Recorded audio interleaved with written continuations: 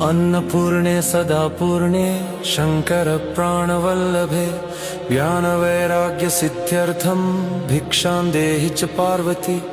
माता च पार्वती देवी पिता देवो महेश्वरः बान्धवाः शिवभक्ताश्च स्वदेशो भुवनत्रयम्। अन्नपूर्णे सदा पूर्णे शंकर प्राणवल्लभे ज्ञानवैराग्यसिद्ध्यर्थं भिक्षां देहि च पार्वती।